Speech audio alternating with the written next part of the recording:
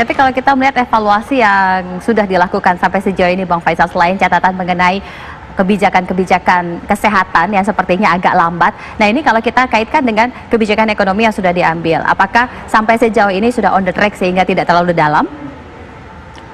Saya rasa segala upaya telah dilakukan, defisit terus diperlebar sampai untuk Perpres 72 tahun 2020 itu lebih diperlebar lagi untuk menunjukkan keseriusan pemerintah menjaga daya beli ya semaksimal mungkin buat masyarakat yang rentan, kemudian juga untuk UMKM serta bumper untuk perusahaan-perusahaan yang mengalami masalah lewat pembiayaan bank yang dananya dikucurkan oleh pemerintah ke bank-bank terbesar itu. Tapi Jokowi masih cemas, Bang. Apa kemudian yang masih menjadi catatan yang sepertinya kalau Bang Faisal lihat dari hasil analisis dengan kebijakan yang ada dan progres yang terjadi, ini masih miss itu di mana?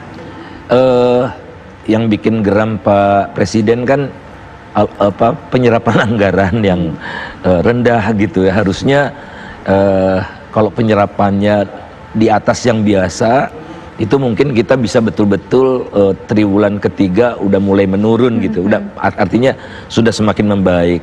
Itu kegeraman pertama. Kemudian yang kedua, saya rasa ada koreksi-koreksi. Harapan saya bansos segera dialihkan dari barang ya sembako ke cash ya. Jadi saya dengar ini sudah akan dilaksanakan karena ini justru menekan. Kalau dikasih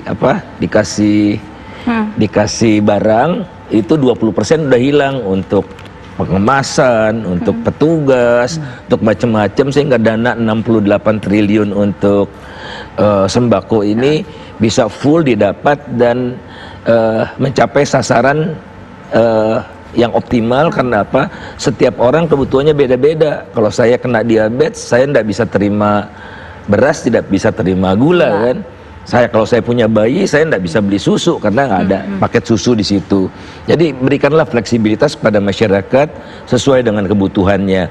Kalau ada penyimpangan, ada yang dibelikan rokok, itu kan mungkin 1 per mil gitu ya. Tapi secara teoritis masyarakat lebih dipuaskan, lebih memenuhi sasaran kalau mereka diberikan keluasan untuk memilih barang apa yang mereka paling butuhkan. Mas Yanuar, itu juga catatan Mas Yanuar sampai sejauh ini. Ya, kalau pertama sih setuju sama Bang Faisal ya, kita nggak bisa dibandingkan dengan Singapura. Kedua, ada keunikan di kita juga, bahwa masyarakat kita tingkat konsumsinya itu sebetulnya lebih memilih tetap berkonsumsi, mengurangi tabungannya, dan kalau bisa dia tetap biayai dengan berhutang. Dia dibandingkan dengan orang-orang yang terlalu rasional. Seperti orang-orang Singapura terlalu rasional. Jadi ketika dia dilanda kecemasan, maka dia akan cenderung memperbesar savingnya ataupun tabungannya.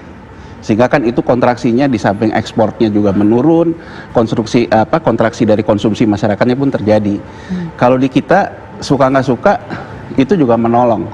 Sehingga sebetulnya kalau misalnya virus ini sudah lebih bisa dikendalikan ataupun lebih masyarakat lebih berani, pasti pertumbuhan kita akan kembali ke zona positif karena masyarakatnya ya mungkin terus pulang kampung, terus mudik, terus juga ya yang kemarin tidak bisa dia dilakukan dia akan lakukan. Jadi ada hal-hal positif dari sudut itu.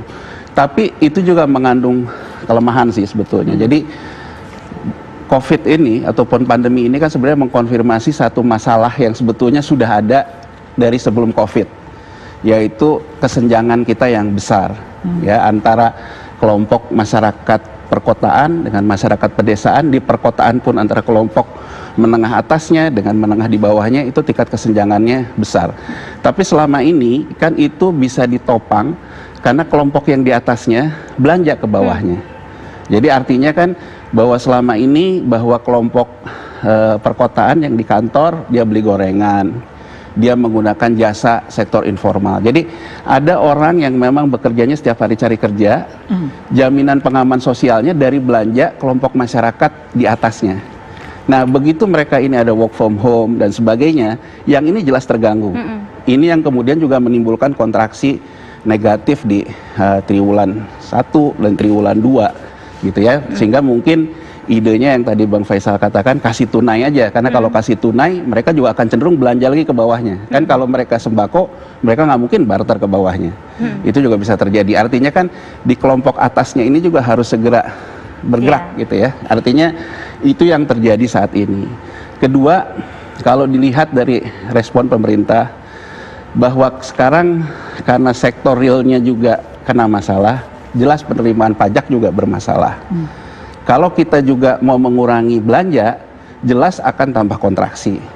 Berarti kan pilihan kita fiskal yang ekspansif. Nah, persoalannya belanja ekspansif seperti apa?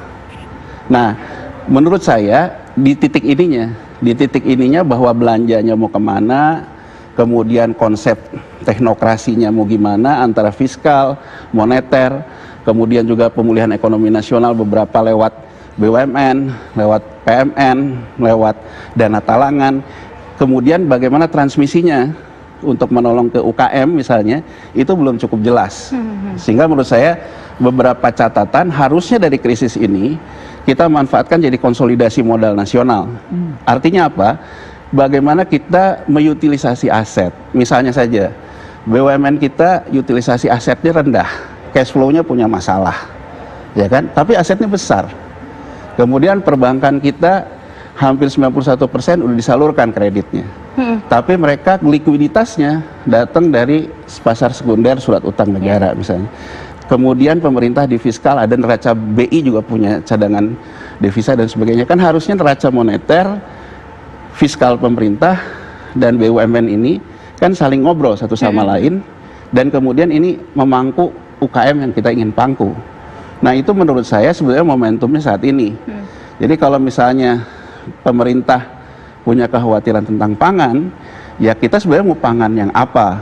Itu juga pertanyaan kan, karena reformasi pertanian tidak melulu tentang pangan. Pangan adalah salah satu industri pangan, ada juga industri pertanian, jasa pertanian dan sebagainya. Jadi hal-hal seperti itu menurut saya sebetulnya harus dikerjakan cepat oleh pemerintahan. Di samping pemerintahan juga sebetulnya diuntungkan oleh struktur masyarakatnya yang emosional dalam belanja. Nah, yang emosional dalam belanja ini gimana pun juga nunggu momentum sih. Kita lihat aja sekarang.